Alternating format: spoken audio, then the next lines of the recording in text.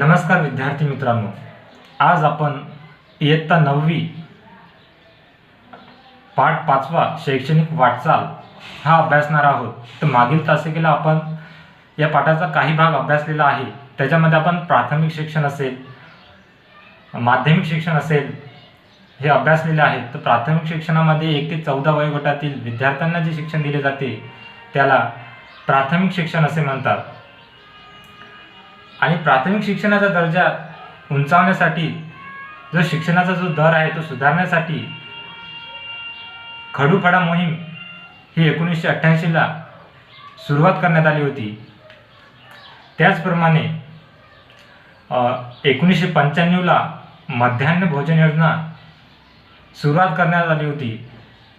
त्यानंतर माध्यमिक शिक्षणामध्ये आपण पाहिले आहे की स्वतंत्र भारताचे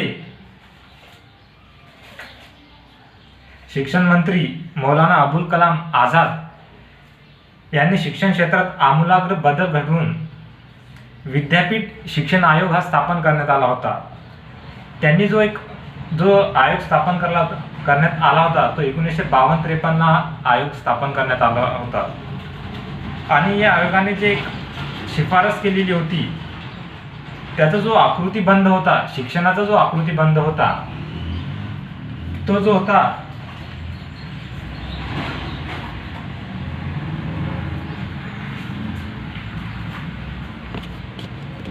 शिक्षणाचा जो आकृतीबंध शिफारस केलेली होती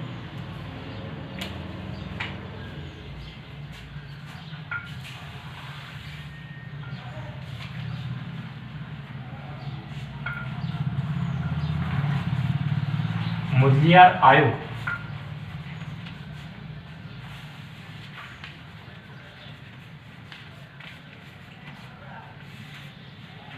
मुदलियार आयोगाने जो शिक्षणाचा आकृतीबंध आखून दिलेला होता तो जो होता 11+1+3 असा जो शिक्षणाचा आकृतीबंध हा माध्यमिक शिक्षणाचा मुदलियार आयोगाने आखून दिलेला होता। त्यानंतर आयोगाचे कामकाज आपण पाहिलेले आहे। त्यानंतर आज आपण शिक्षण क्षेत्रामध्ये मोलाचे कार्य करणारा जो आयोग असेल तो सर्वात महत्त्वाचा जो आयोग आहे कोठारी आयोग, त्याविषयी माहिती आपण आज अभ्यासणार आहोत। तर कोठारी आयोग याची स्थापना ही 1964 मध्ये झालेली आहे। DS कोठारी यांच्या अध्यक्षतेखाली या आयोगाची स्थापना झालेली आहे।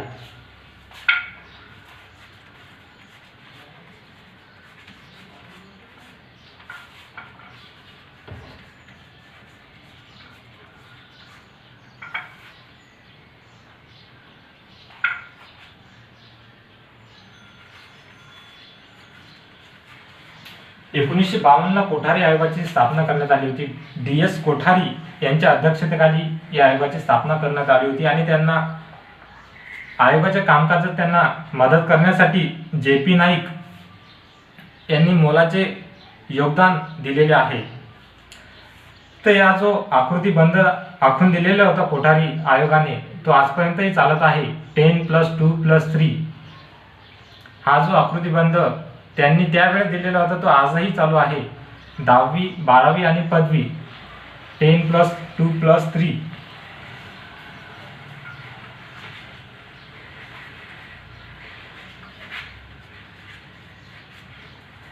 10+2+3 हा शैक्षणिक आकृतीबंध कोठारी आयोगाने दिलेला आहे। तर या आकृतीबंध त्यावेळेस दिलेला होता त्याची अंमलबजावणी ही 1972 पासून करण्यात आलेली आहे। तर त्यांनी काहीतरी शिफारसी एक महत्त्वाच्या दिलेल्या आहेत। शिक्षण हे तळागाळापर्यंत पोहोचण्यासाठी या आयोगाचे एक महत्त्वाच्या शिफारसी त्यांनी दिलेल्या आहेत। तर प्रौढ शिक्षण असेल, निरंतर शिक्षण असेल, पत्राद्वारे शिक्षण असेल, असे अनेक उपक्रम या आयोगाने शिफारसीमध्ये केलेले होते। तसेच अनुसूचित जाती असतील, उपेक्षित घटक असतील, त्यांना शिक्षणाच्या प्रवाहात आणण्यासाठी, शिक्षण त्यांच्यापर्यंत पोहोचण्यासाठी आयोगाने जो आपला एक अर्थसंकल्प असतो, दरवर्षी अर्थसंकल्प हा मांडण्यात, संसदेमध्ये मांडण्यात येतो, वेगवेगळ्या क्षेत्रांवर किती पैसे खर्च करायचे आहेत याविषयी त्यामध्ये तरतूद केलेली असते. तर कोठारी आयोगाने अशी शिफारस केलेली होती की शैक्षणिक क्षेत्रावर सर्वात जास्त खर्च हा केला जावा. तसेच जो आकृतीबंध कोठारी आयोगाने दिलेला होता, तर महाराष्ट्र सरकारने त्याची जी अंमलबजावणी आहे ते 1972 मध्ये करण्यात आली आणि तेव्हापासून आज जी 10वी किंवा 12वीची एक्झाम, बोर्ड एक्झाम घेण्यात येते, तर सर्वात प्रथम जी महाराष्ट्रामध्ये 10वीची बोर्ड एक्झाम घेण्यात आली ती 1972ला घेण्यात आली. तसेच कोठारी आयोगाने सांगितलेली शिक्षणाची उद्दिष्टे आपण पाहणार आहोत. तर शिक्षणाचं जे उद्दिष्ट कशा प्रकारे असलं पाहिजे, शिक्षणाचे उद्दिष्ट नेमकं काय असलं पाहिजे, तर ते कोठारी आयोगाने सांगितलेले आहे. तर शिक्षण हे आधुनिकीकरण असलं पाहिजे. शिक्षणाचा जो एक उद्देश आहे, भोवताली सध्या शिक्षणाचं आधुनिकीकरण झालेलं आहे. तर आधुनिक काळामध्ये काय चालू आहे त्या उद्देशाने शिक्षण हे असलं पाहिजे. त्यामध्ये शिक्षणामध्ये जे एक सामाजिक व राष्ट्रीय एकात्मता असली पाहिजे. भावी नागरिक असतो, जे प्राथमिक मुलं जे असतात प्राथमिक शाळेमध्ये, माध्यमिक शाळेमध्ये, तर त्यांना एक सुजाण नागरिक घडवण्याचा एक उद्देश हा शिक्षणातून केला जातो. तर त्याची शिफारस कोठारी आयोगाने केलेली होती. त्यानंतर शिक्षण हे सामाजिक, नैतिक, आध्यात्मिक मूल्यांची जोपासना करणारे असले पाहिजे. म्हणजे समाजामध्ये जे नैतिकता, आध्यात्मिक मूल्य असते त्याची जोपासना करणारे शिक्षण हे असले पाहिजे. त्यानंतर शिक्षण व उत्पादकता, जे आपण शिक्षण घेणार आहोत आणि उत्पादकता पण त्याची असली पाहिजे. म्हणजे शिकून आपण काहीतरी त्याचा उपयोग झाला पाहिजे अशा प्रकारचे शिक्षण हे असले पाहिजे. आणि त्याचप्रमाणे लोकशाहीचे संवर्धन आणि संरक्षण करणारे शिक्षण हे असले पाहिजे.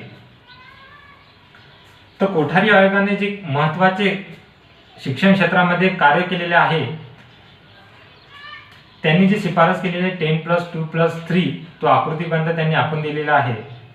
तसेच शिक्षणावरील खर्चामध्ये अर्थसंकल्पात तरतुदी करण्यात यावी याही शिफारसी त्यांनी केलेल्या आहेत. त्यानंतर जे आहे आपण बघितलेले आहे प्राथमिक शिक्षण, माध्यमिक शिक्षण. तर प्राथमिक शिक्षणाचा दर्जा हा उंचावण्यासाठी कोणकोणत्या उपक्रमांची आयोजन करण्यात आले, कोणकोणते नवीन उपक्रम निर्माण करण्यात आले, त्याचबरोबर माध्यमिक शिक्षणाचा दर्जा उंचावण्यासाठी कोणत्या प्रकारे प्रयत्न करण्यात आले. तर आता आपण पाहणार आहे उच्च शिक्षण म्हणजेच विद्यापीठीय शिक्षण. तर स्वतंत्र भारताचे पहिले उपराष्ट्रपती कोण आहेत, तर त्याचे जे उत्तर आहे, स्वतंत्र भारताचे पहिले उपराष्ट्रपती डॉक्टर सर्वपल्ली राधाकृष्णन हे स्वतंत्र भारताचे पहिले उपराष्ट्रपती आहेत. आणि त्यांच्या अध्यक्षतेखाली विद्यापीठीय शिक्षण आयोग हा नेमण्यात आला होता. विद्यापीठीय शिक्षणाचा दर्जा हा उंचावण्यासाठी त्यांच्या अध्यक्षतेखाली विद्यापीठीय शिक्षण आयोग हा नेमण्यात आला होता. त्या विद्यापीठीय शिक्षणाची कार्यपद्धती कशा प्रकारे होती, तर आयोगाने एक पंचवार्षिक पद्धती स्वीकारली होती, ज्याच्यामुळे विद्यापीठांचा जो अनुदान देणे किंवा त्यांचं अनुदान जे आहे तो मंजूर वाटप करणे, त्यांचा दर्जा ठरवणे विद्यापीठांचा, आणि त्यांच्या अभ्यासक्रमाचे नियोजन करणे, त्यांच्यासाठी प्रशिक्षण वर्ग आयोजित करणे. तर या सर्व शिफारसी या विद्यापीठ आयोगाने केल्या होत्या. तर भारतामध्ये दूरदर्शनची ज्यावेळी सुरुवात झाली, तर दूरदर्शनचे आगमन भारतामध्ये केव्हा झाले सांगा तुम्ही. भारतामध्ये दूरदर्शनचे आगमन हे 1959 मध्ये झालेले आहे. 1959 पासून दूरदर्शनचा प्रचार आणि प्रसार भारतामध्ये झालेला आहे. तर दूरदर्शनचे आगमन झाल्यानंतर कंट्री वाईड क्लासरूम हा एक त्यावेळेस उपक्रम हा राबवलेला होता. दूरदर्शनच्या द्वारे हा तो प्रसारण त्या कार्यक्रमाचे केल्या जात होते. कंट्री वाईड क्लासरूम असे त्या कार्यक्रमाचे नाव होते. तर तुम्ही या पुस्तकामध्ये बघू शकता की आपलं सामान्य ज्ञान वाढवण्यासाठी त्याच्यामध्ये कॉलममध्ये दिलेलं आहे ब्रॅकेटमध्ये, असं माहीत आहे का तुम्हाला, तर हे पण आपण वाचन केलं पाहिजे. याच्यामुळे आपल्याला सामान्य ज्ञानात आपल्या भर पडते. तर 1965 मध्ये महाराष्ट्रात कला शिक्षणाचे धोरण, म्हणजे आज जे आपण ड्रॉइंग वगैरे जे चित्रकला स्पर्धा होतात, तर त्याचे स्पर्धेचे आयोजन करणे, परीक्षेचे नियोजन करणे, त्यासाठी महाराष्ट्रामध्ये 1965ला कला संस्थांद्वारे अंमलात आणण्यासाठी कला संचालय हे स्थापन करण्यात आले आणि त्याच्या मार्फत शालेय पातळीवर जे ड्रॉइंग एक्झाम घेतल्या जातात, तर ते सर्व कार्यपद्धती या कला संस्थेद्वारे त्याची नियोजन आयोजन केले जाते. त्यानंतर आपण पाहणार आहे नॅशनल NCERT. NCERT याचा लॉंग फॉर्म जो आहे national council of education research and training. ही एक महत्त्वाची संस्था आहे, भारतीय शिक्षण क्षेत्रामध्ये महत्त्वाचे कार्य करणारी एक संस्था आहे. त्या संस्थेची जी स्थापना झाली होती ते 1 सप्टेंबर 1961 रोजी या संस्थेची स्थापना करण्यात आली.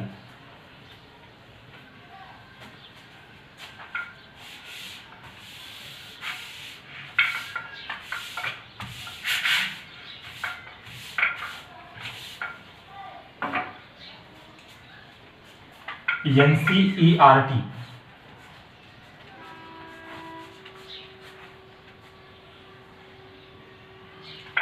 1 सप्टेंबर 1961 ला या संस्थेची स्थापना करण्यात आली.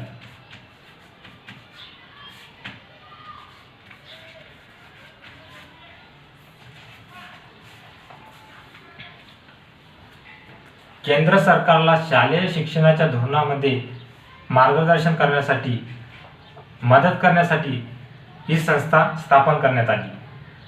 त्या संस्थेचा मुख्य उद्देश जो होता शिक्षण क्षेत्रामध्ये संशोधन करण्यासाठी, काही नवीन उपक्रमांची निर्मिती करण्यासाठी, तसेच जे पाठ्यपुस्तकं असतील त्यांची निर्मिती करण्यासाठी या संस्थेचे महत्त्वाचे कार्य आहे.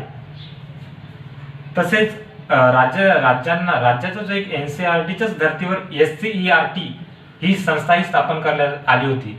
NCERT ही संस्था प्रत्येक राज्याला जे SCERT संस्था स्थापन केलेली आहे त्यांना पाठ्यपुस्तकांच्या निर्मितीविषयी, तसेच शिक्षकांच्या प्रशिक्षणाविषयी मार्गदर्शन ही संस्था करत असते.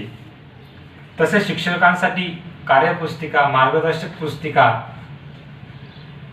अध्यापन प्रशिक्षण, अध्यापनाची जे नवीन तंत्र विकसित करण्याचे कार्य ही संस्था करत असते.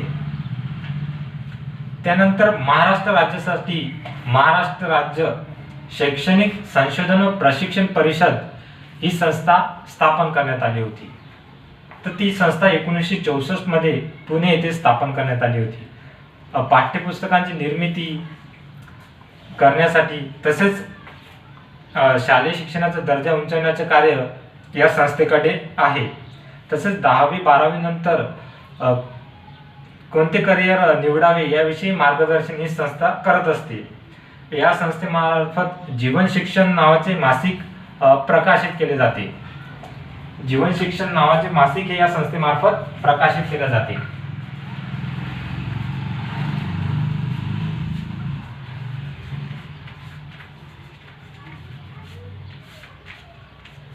जीवन शिक्षण या नावाचे मासिक जे आहे या संस्थेमार्फत प्रकाशित करण्यात येते. महाराष्ट्र राज्य शैक्षणिक संशोधन व प्रशिक्षण परिषद या संस्थेमार्फत या नावाचे जे जीवन शिक्षण नावाचे मासिक हे प्रकाशित करण्यात येते. त्यानंतर पुन्हा इथे हे आलं पुस्तकामध्ये, माहीत आहे का तुम्हाला, तर याच्यामध्ये महाराष्ट्र राज्य पाठ्यपुस्तक निर्मिती व अभ्यासक्रम संशोधन मंडळ बालभारती या संस्थेची स्थापना 27 जानेवारी 1967 रोजी पुणे येथे करण्यात आली. शालेय विद्यार्थ्यांसाठी जे आपण पाठ्यपुस्तकं मोफत मिळतात त्यांची निर्मिती करण्याचे कार्य या संस्थेमार्फत केले जाते. तसेच एकूण 8 भाषांमध्ये ही पुस्तके प्रकाशित करण्यात येतात. तसेच किशोर हे विद्यार्थ्यांसाठीचे मासिक बालभारतीद्वारे प्रकाशित केले जाते. त्यानंतर आपण पाहिलं की NCERT आणि SCERT आणि MSCERT या ज्या संस्था आहेत, तर पाठ्यपुस्तकांची निर्मिती असेल, शिक्षण क्षेत्रामध्ये संशोधन असेल, याविषयी मार्गदर्शन करण्याचे कार्य या संस्थेमार्फत केले जाते. तर आपण पाहणार आहे आता राष्ट्रीय शैक्षणिक धोरण. राष्ट्रीय शैक्षणिक धोरण 1986 हे आता आपण अभ्यासणार आहे.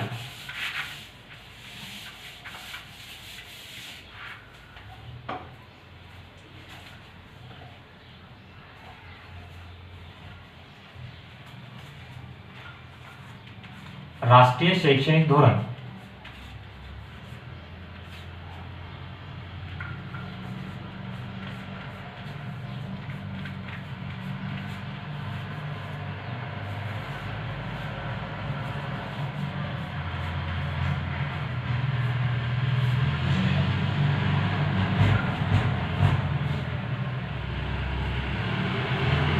राष्ट्रीय शैक्षणिक धोरण 1986 राजीव गांधी यांच्या काळामध्ये ज्यावेळेस ते पंतप्रधान होते, त्यावेळेस राष्ट्रीय शैक्षणिक धोरण 1986 हे स्थापन करण्यात आले होते. एक पॉलिसी, एज्युकेशन पॉलिसी असते, कोणत्याही देशाची एज्युकेशन पॉलिसी एक असते, तर ती जी एज्युकेशन पॉलिसी आहे ते राष्ट्रीय शैक्षणिक धोरण 1986 तर राजीव गांधी यांच्या काळामध्ये ती करण्यात आली होती.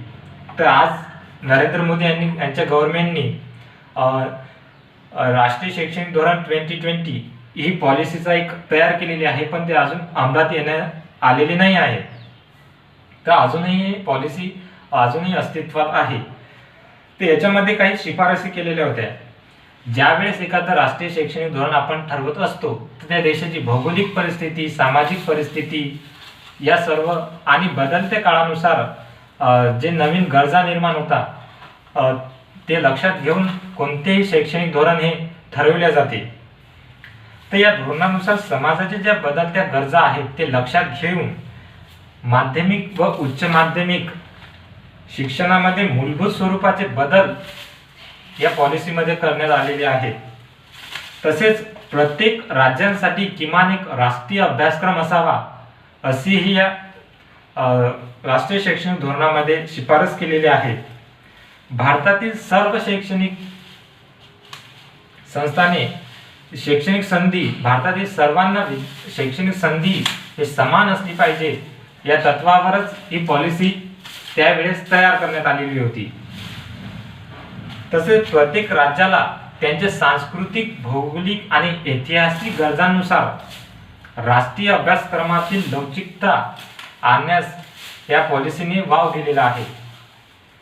तसेच राष्ट्रीय शैक्षणिक धोरणाची जी परिणामकारक अंमलबजावणी होण्यासाठी राष्ट्रीय स्तरावर एक कृती कार्यक्रम आयोजित करण्यात आला होता. तो जो आहे प्राथमिक शिक्षण अभ्यासक्रम 1988.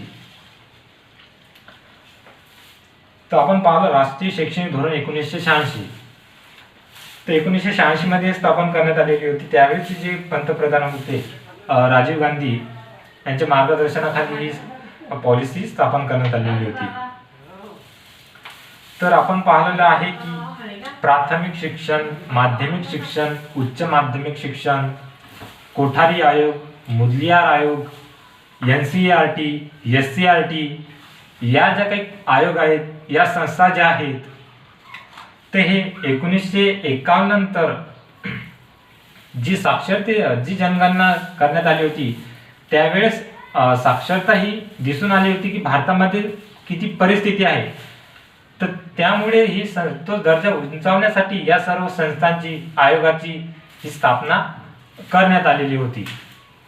तर आज आपण पाहिलं राष्ट्रीय शैक्षणिक धोरण, NCERT संस्था, त्याचे कार्य, त्यांची स्थापना, तसेच SCERT त्याचे कार्य, त्याची स्थापना आणि कोठारी आयोग केव्हा स्थापन झाला, कोठारी आयोगाने कोणकोणत्या शिफारसी केल्या, कोठारी आयोगाचे सांगितलेली शिक्षणाची उद्दिष्टे कोणती होती, तर ते आपण इथं अभ्यासलेले आहेत. तर पुढील भागात आपण या पाठाचा पुढचा जो राहिलेला घटक असेल तो आपण अभ्यासणार आहोत. त्यामुळे तुम्ही एक चांगल्या प्रकारे घरी जाऊन योग्य वाचन करा आणि जी प्रश्न दिलेले आहेत त्याची उत्तरं तुम्ही लिहून आणा.